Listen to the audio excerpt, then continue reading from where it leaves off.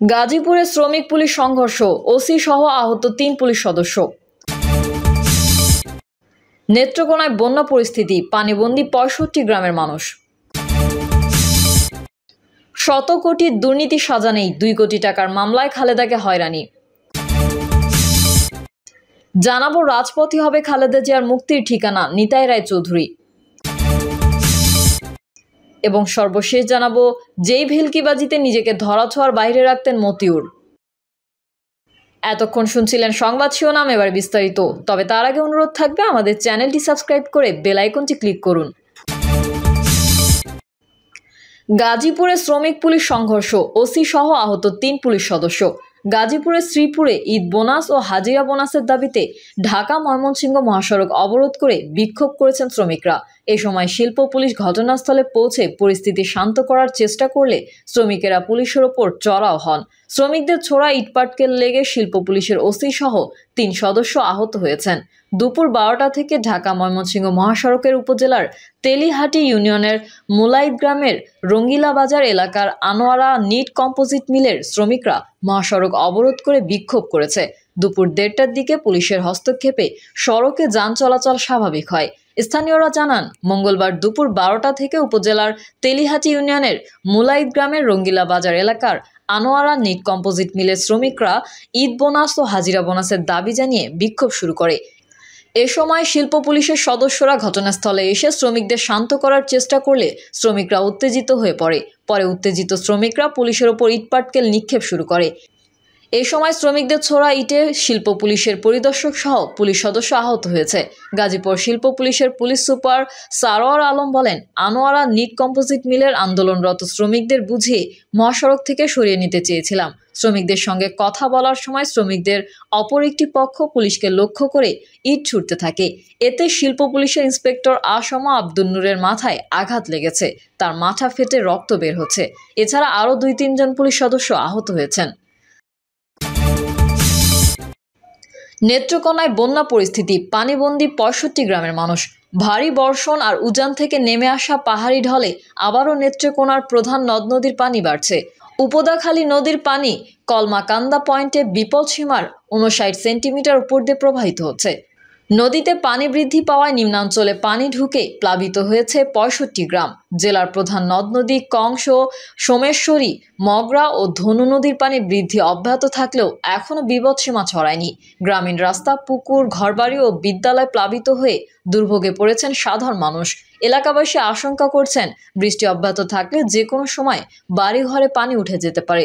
জেলা পানি উন্নয়ন বোর্ডের তথ্য অনুযায়ী জেলার সীমান্ত উপজেলা কলমাকান্দায় মঙ্গলবার বেলা ১২টা পর্যন্ত উপদাখালী নদীর পানি বিপদসীমার ৫৯ সেন্টিমিটার উপর দিয়ে প্রবাহিত হচ্ছে। তিনি আরও বলেন, সব নদীর পানি বৃদ্ধি পাচ্ছে, তবে উপদাখালী নদীর পানি বিপদসীমার উপরে বইছে। আমরা সাধারণত বিপদসীমার ৫০ সেন্টিমিটার থেকে ১ মিটার উপর পর্যন্ত পানি প্রবাহিত হলে বন্যা পরিস্থিতি হিসেবে গণ্য করি। বিপদসীমার ১ মিটারের উপরে পানি প্রবাহিত হলে অতি বন্যা বলে গণ্য করে থাকি। সেই হিসেবে কলমাকান্দায় বন্যা পরিস্থিতি তৈরি হয়েছে বলে ধরে নেওয়া যায়। শত কোটির দুর্নীতির সাজা নেই, ২ কোটি টাকার মামলায় খালেদাকে হয়রানি। কেউ কেউ শত কোটি টাকার দুর্নীতি করলেও তাদের কোনো সাজা নেই, কিন্তু মাত্র ২ কোটি টাকার একটি মিথ্যা মামলায় বিএনপির প্রধান খালেদা জিয়াকে হয়রানি করা হচ্ছে বলে অভিযোগ তুলেছেন দলের যুগ্ম মহাসচিব হাবিবুন নবী খান সোহেল। সোহেল বলেন, দেশে অনেক কর্মকর্তা শত কোটি টাকা দুর্নীতি করলেও তাদের কোনো সাজা নেই। আওয়ামী লীগের এমপি মন্ত্রীরা তাদের শেল্টার দেন, কিন্তু মাত্র ২ কোটি টাকার একটি মিথ্যা মামলায় খালেদা জিয়াকে হয়রানি করা হচ্ছে। তিনি জানান, বিএনপির বরিশাল মহানগর কমিটি বিলুপ্ত করা হয়েছে, দ্রুত ত্যাগী নেতাদের নিয়ে কমিটি গঠন করা হবে।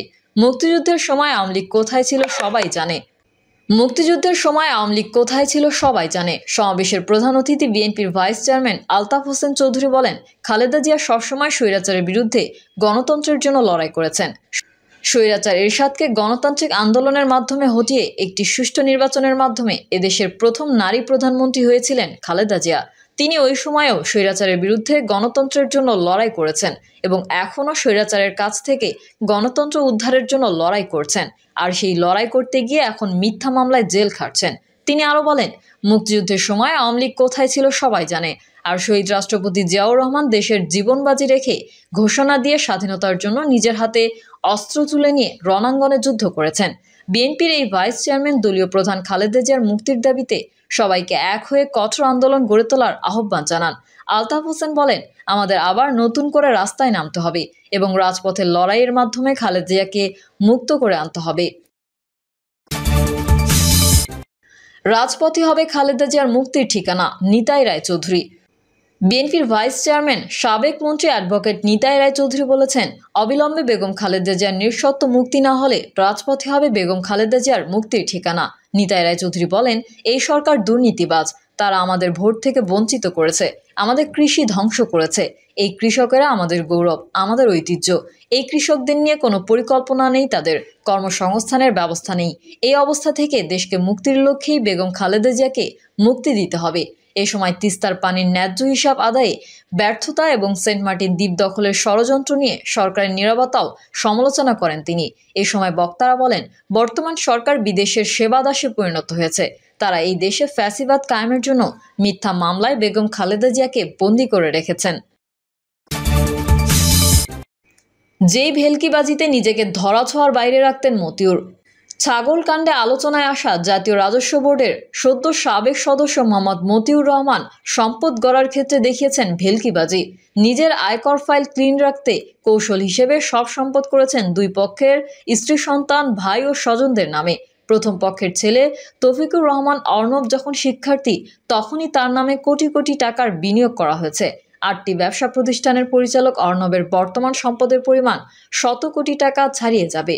তবে তার আয়কর ফাইলে সম্পত্তির পরিমাণ মাত্র 27 কোটি টাকা। গত অর্থ বছরে আয়কর ফাইলে আয় দেখিয়েছে 6,53,00,000 টাকা। এদিকে মতিউরের দ্বিতীয় স্ত্রী শাম্মী আক্তার শিবলিও সম্পদে পিছিয়ে নেই। হঠাৎ করেই গৃহিণী থেকে ব্যবসায়ী বনে যান তিনি। 1990-91 অর্থ বছরে ট্রেডিং ব্যবসায় 2,28,00,000 টাকা বিনিয়োগ দেখিয়ে প্রথম আয়কর ফাইল খোলেন, কিন্তু এই টাকার উৎস উল্লেখ নেই। 2013-14 সাল থেকে গৃহ সম্পত্তি হিসাবে কোটি কোটি টাকার সম্পদ দেখানো শুরু করেন ফাইলে। বর্তমানে প্রায় 38 কোটি টাকার সম্পদের মালিক শাম্মীর হাতে ও ব্যাংকে নগদ আছে প্রায় 27 কোটি টাকা। তবে প্রকৃত পক্ষে শিবলির সম্পদও প্রায় 100 কোটি টাকার। অর্ণব ও শিবলির আয়কর ফাইল বিশ্লেষণ ও বাস্তবে দুজনের সম্পত্তির খোঁজ নিয়ে উল্লেখিত তথ্য পাওয়া গেছে। অন্যদিকে বিনা ছুটিতে দীর্ঘদিন আত্মগোপনে থাকায় চাকরি থেকে বরখাস্ত হতে পারেন মতিউর রহমান।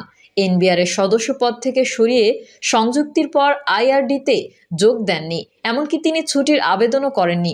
দুর্নীতি দমন কমিশনের দায়িত্বশীল এক কর্মকর্তা বলেন, মতিউর রহমান নিজেকে ধরাছোঁয়ার বাইরে রাখতে স্ত্রী, সন্তান ও স্বজনদের নামে সম্পদ করেছেন, কিন্তু তাদের সম্পদের উৎস খুঁজতে গেলেই মতিউর ফেঁসে যাবেন। এক্ষেত্রে নিজের অবৈধ সম্পদ বৈধ করার জন্য অন্যের নামে স্থানান্তর রূপান্তরের মাধ্যমে ভোগ দখলে রাখার অভিযোগে তার বিরুদ্ধে মানি লন্ডারিংয়ের আইনে মামলা করা যাবে। সাবেক সংসদ সদস্য শহীদুল ইসলাম পাপুল তার আত্মীয়স্বজনের নামে 134 কোটি টাকার সম্পদ করেছেন, কিন্তু স্বজনদের সম্পদের উৎস খুঁজতে গিয়ে পাপুলের নাম জড়িয়ে যায়। একইভাবে মতিউর রহমানের স্ত্রী, সন্তানের সম্পদের উৎস খুঁজলেই মতিউরের পার পাওয়ার কোনো সুযোগ নেই। আয়কর নথি বিশ্লেষণে দেখা গেছে, এখন পর্যন্ত 8টি কোম্পানির পরিচালক মতিউর রহমানের প্রথম পক্ষের ছেলে তৌফিকুর রহমান অর্ণব। যুক্তরাষ্ট্রের লেখাপড়া করে দেশে ফেরা ছেলের বৈধ কোনো আয়ের উৎস না থাকলেও তিনি এসব কোম্পানিতে কাগজে কলমে বিনিয়োগ করেছেন 11,58,03,400 টাকা। 8টির মধ্যে 7টি লিমিটেড কোম্পানি। এর মধ্যে Shahjalal equity management limited 10,36,25,000, Arnab trading limited 9 lakh, ভির্গো communication limited 1,16,700, IP communication limited 2,66,000, NRB telecom limited 50,000, global shoes limited 16,25,000, luckily builders limited 30 lakh এবং ওয়ান্ডার পার্ক নামের ব্যবসা প্রতিষ্ঠানে তার 10 লাখ টাকা বিনিয়োগ রয়েছে। প্রিয় দর্শক, এই ছিল এখনকার সর্বশেষ সংবাদ। আপডেট হওয়া সংবাদ পেতে চ্যানেলটি সাবস্ক্রাইব করে বেল আইকনটি ক্লিক করুন। কমেন্টে আপনার মতামত জানিয়ে আমাদের সাথেই থাকুন। ধন্যবাদ সবাইকে। আল্লাহ হাফেজ।